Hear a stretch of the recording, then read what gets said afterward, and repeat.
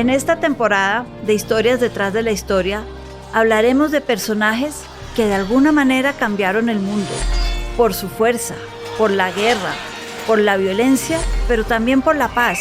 Personajes que nos dieron una nueva manera de entender el mundo y nuestra propia historia.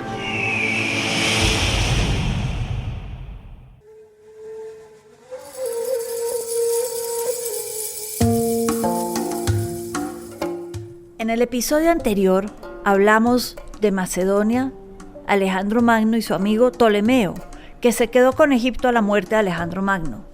Hoy vamos a hablar de la última faraona de la dinastía de los Ptolomeos y la última faraona que tuvo Egipto, donde acaba el imperio de Egipto y pasa a ser parte del imperio romano.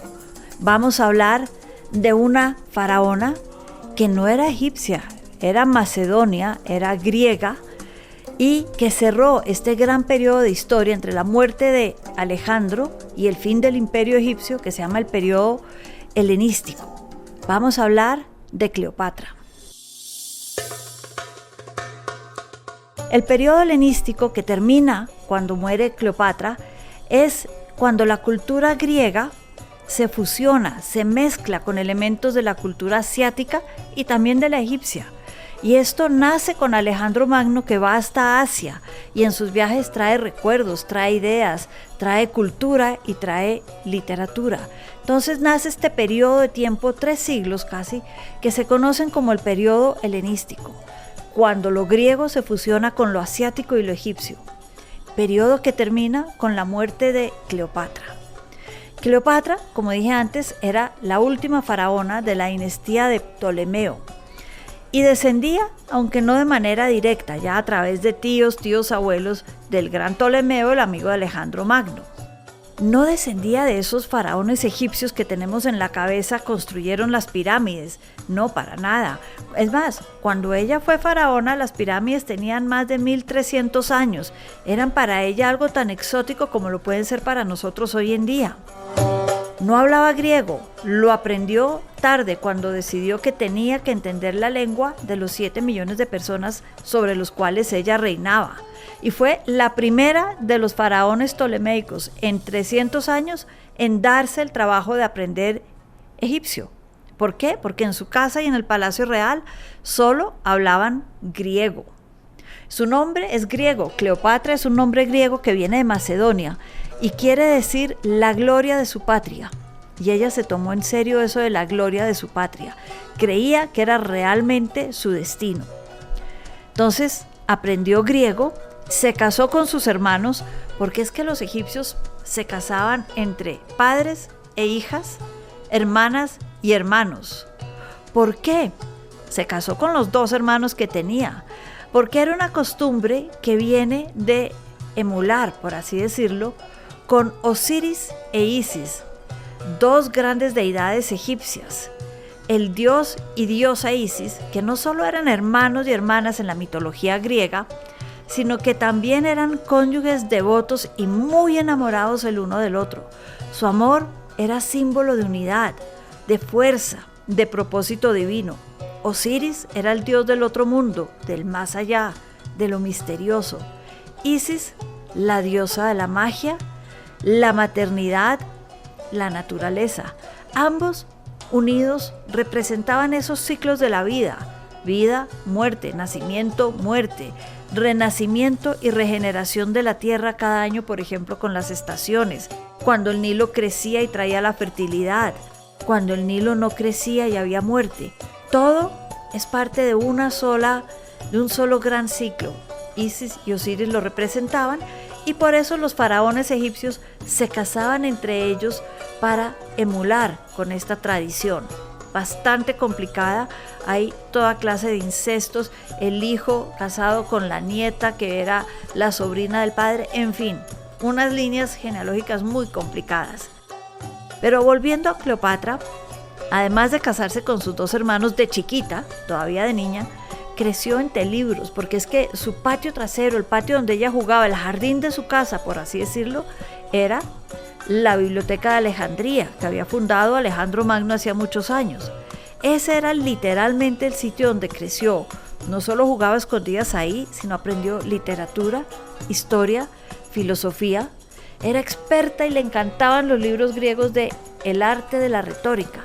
La retórica es ese arte, por decirlo otra vez, que tiene que ver con la manera en que uno habla, en cómo cuenta una historia para que sea persuasiva y tenga impacto sobre quienes la escuchan.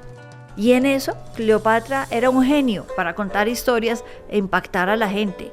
Es más, recordemos que convenció en su momento a Julio César, a Marco Antonio, también de los romanos, de su apoyo, que la tenían que apoyar. Los enamoró, sobre todo a Julio César, además de su belleza, dicen, con su oratoria y sus palabras.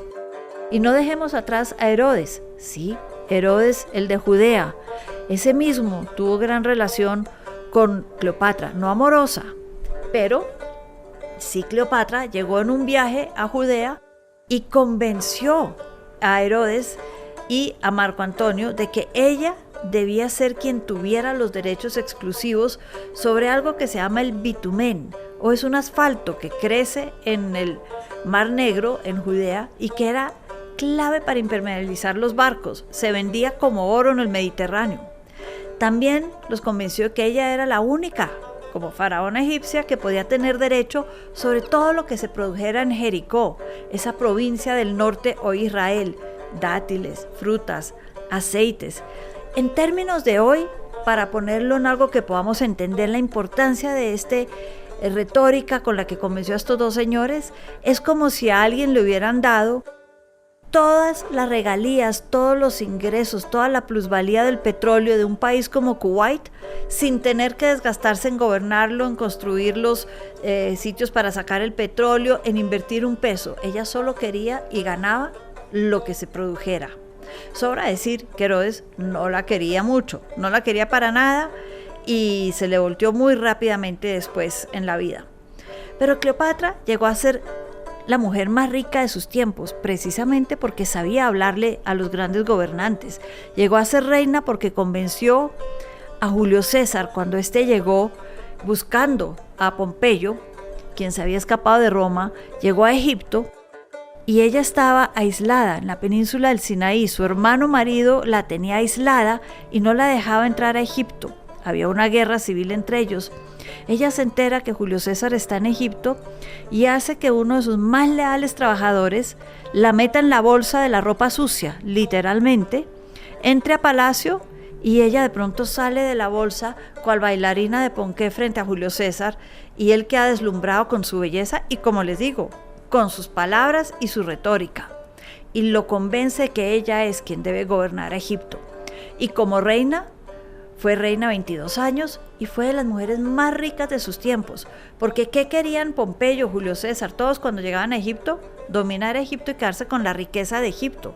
Era el imperio más rico de ese momento, y no solamente en tierras, lo que hoy es Líbano, Siria, Libia, Turquía, África, era enorme lo que tenían en tierras, pero todos los recursos de esa zona, oro, el mar, en fin, ella era literalmente la persona más rica y más poderosa del momento. Y los romanos vivían pidiéndole préstamos hasta que luego de la muerte de Cleopatra, Octavio se hace a Egipto, se acaba el gran imperio de Egipto y nace el imperio romano. Ella además, como mujer, hacía las veces de jueza en el país, comandaba la armada, el ejército, controlaba la economía, una economía súper controlada y súper rígida, negociaba con los extranjeros, el más importante era Roma, presidía los templos porque era deidad y también determinaba los precios de los productos agrícolas que se produjeran en Egipto, cómo se distribuían y a quién se le vendían. Y ella era solo humana, por más diosa que se creyera. También aprendió medicina, astronomía y le encantaba, le obsesionaba, diría yo, la química. Y acá llegamos al episodio final de su vida, cuando pasa la historia, sobre todo por sus historias de amor. El primero, Julio César, con quien tuvo un hijo, Cesarión, y luego con Marco Antonio, con quien tuvo 3 hijos, y lo volvió loco de amor. Historia que encarnó Elizabeth Taylor en la cine en el siglo XX, historias sobre las que escribió Shakespeare. Y todo esto termina con su muerte. Y cuenta la leyenda que se suicidó con el veneno de una serpiente, una cobra, que sacó de un canasto y tenía todo premeditado para morirse dentro ya de una zona de Egipto donde había llevado todo su tesoro, que nadie lo encontrara, y morir como diosa. Una pregunta, una experta tan inteligente que le fascinaba la química. Yo creo, y hay quienes dicen, que en realidad ella experimentó con muchos venenos antes de morir, hasta encontrar uno que no le doliera y no le supiera feo. Y así morirse con toda su dignidad intacta, como la diosa de Egipto, la última faraona que fue Cleopatra.